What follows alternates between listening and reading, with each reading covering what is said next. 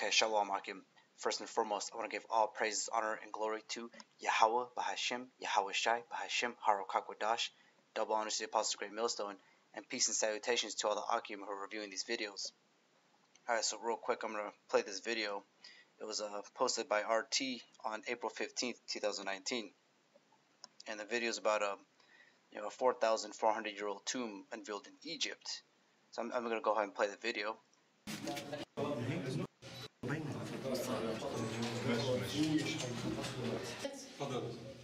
معناها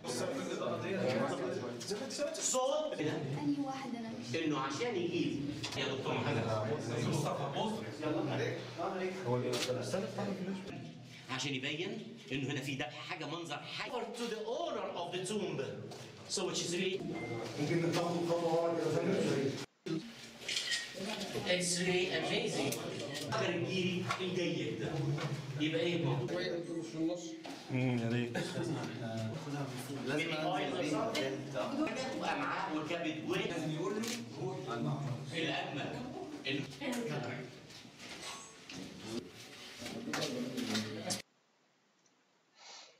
Alright, so one thing, so this video, so like this picture that I have right here, it says we was kings and shit, and he's got a whole bunch of so-called white people who are the red Hebrew Edomites that the Bible speaks of.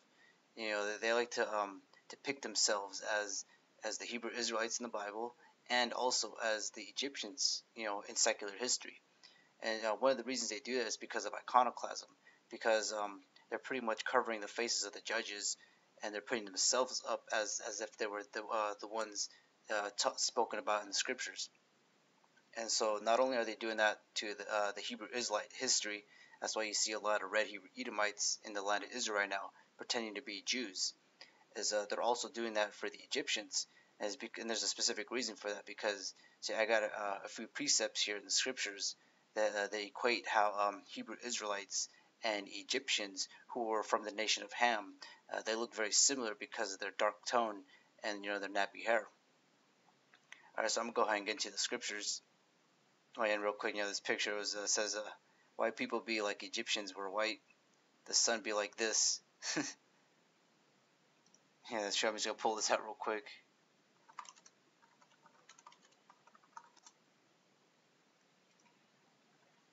This article was posted a few years ago. We'll see, it was posted in 2003. It says Israel's skin cancer rate second highest in the world.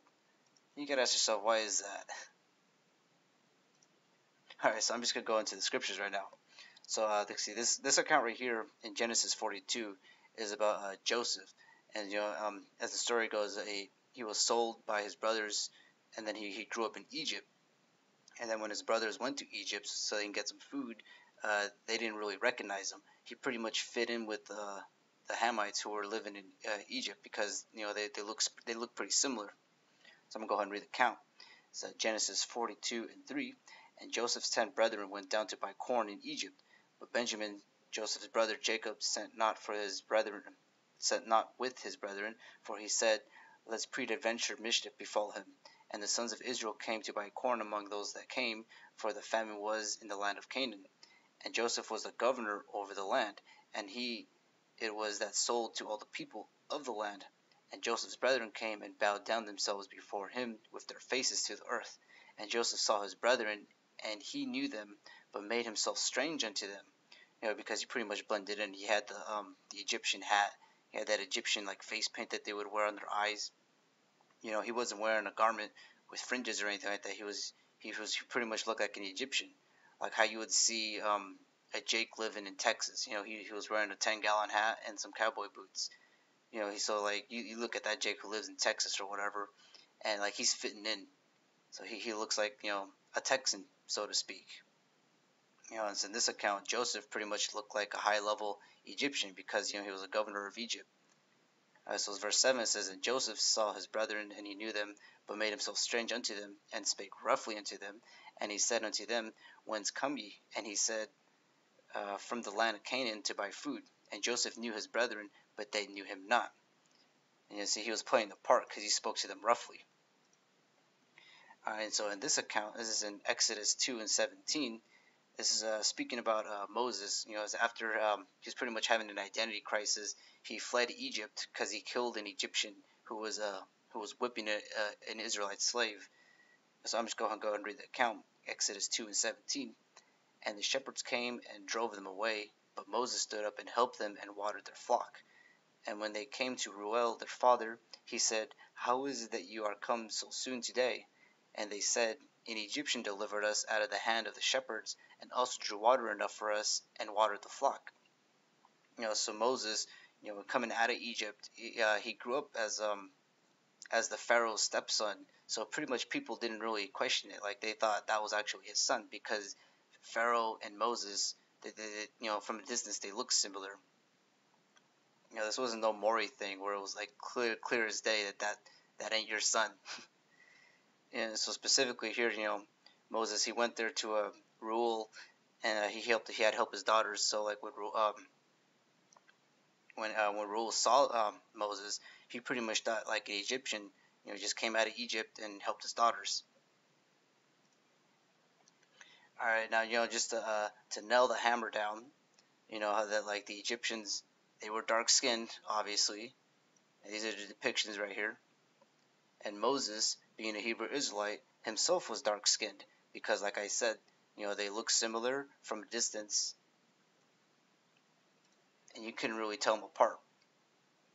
Aside from smaller features, but you'd have to be like up close and personal for those things. But just to know this thing now, because like I said, the Red Hebrew Edomites, they do this thing called iconoclasm, and they cover the faces of the judges and they depict themselves as those people. So like you'll go to a regular Joe Sispac Edomite, and like he literally believes that white people built the pyramids, and that the Bible is speaking about so-called white people, and that those Jews in the land are actually Jews. When that's far from it. So right here, this is more proof that the Hebrew Israelites had melanin. So this is Exodus 4:6. And the Lord Yahweh said furthermore unto him, Put now thine hand into thy bosom. And he put his hand into his bosom. And when he took it out of, behold, his hand was leprous as snow.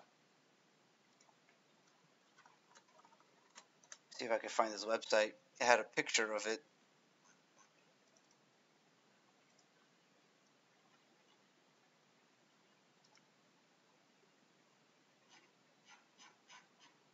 So this website, it's Black History in the Bible. It was in, I guess that's a website.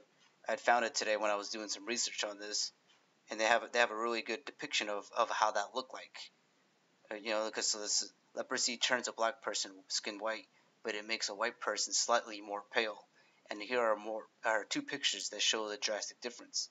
So right here is a light-skinned person with leprosy, and you can see the spots on his hand. They're more pale. They're more whiter as snow, as opposed to his regular skin. And this is a so-called black person with leprosy. So this is pretty much what was happening, when Yahweh was showing his power to Moses. All right, so not only were people in the book of Exodus were speaking about like the Egyptians and the Hebrew Israelites and how pretty much they had melanin in their skin, also all the way up to Paul, because this is Acts 21:37. And as Paul was to be led into the castle, he said unto the chief captain, May I speak unto thee? Who said, Canst thou speak Greek? So pretty much he was being arrested by an Edomite. And so the Edomite, he's looking at Paul, and then he pretty much says this is verse 38. Art not thou that Egyptian, which before these days made us an uproar and led us out into the wilderness 4,000 men that were murderers? So he pretty much, he looked at him as like, oh, you're just a regular N. But pretty much, just pointed out that the Egyptians back in the day, and this is during like, like I believe it was like 50, 80, so like I don't know the exact year that the book of Acts was, happening at. But, this is a time where people pretty much knew how the Egyptians looked like. And then when they would see, a person from another nation would see a person like a Hebrew Israelite or an Egyptian, they wouldn't really tell the difference. And you see that today too, because like from a distance you'll see a Cushite and you'll think he's a Jake, but once you get closer you'll start noticing that he's not a Jake. Alright, so real quick, I'm going to read this information about Edomites. This on Livius.org. Alright, so during the Hellenistic age, Idumea, it seems that many Edomites moved to the newly acquired land in the northern Negev because in the Hellenistic age, which starts the conquest of Alexander the Great in 333, the name Idumea refers to the Negev. The new capital was Hebron. Other towns were Marisa and Beth-sur. The Edomite homeland had been taken over by the Nabateans, who repelled Greek attacks. As long as the Ptolemy, I'm just going to read this paragraph right here. It says, the Idumeans were at first not accepted as Jews. King Herod the Great, who was a Jew according to his father's lineage, who had an Idumean father, and a Nabatean mother, was not really considered to be king of the Jews. So pretty much King Herod was, what do you say, like a mixed kid, so to speak, like in today's standards. Like King Herod was like brown, caramel color because of his mom, but his father was a red Hebrew Edomite. And says was not really considered to be a king of the Jews, although this had to do with his pro-Roman policies too. After the death of his successor Herod Archelaus, the kingdom was annexed, and Idumea was now part of the Roman province Judea. And this is just a little bit of information on Alexander the Great, or Alexander the Creep. Here's a statue. Now, see, let me see if I can get this on the Wikipedia. So Alexander the Great, so-called, his reign was during 336 BC and 323 BC. So this is secular history, so you can't argue with these depictions right here. See, Alexander the Great, he was an Idumean, through his lineage. He pretty much migrated to the Macedonian area, which is in today's terms is called like Turkey, Greece. That Mediterranean spot. But because of his father's lineage, they go back to Edom. And just how this is now secular history, because this 4,400-year-old tomb that was unveiled in Egypt, it pretty much it debunks the fact that the Egyptians were so-called white, and this you can't refute it. Like no one's claiming that Alexander the Great was a so-called black man. See if he's got more pictures.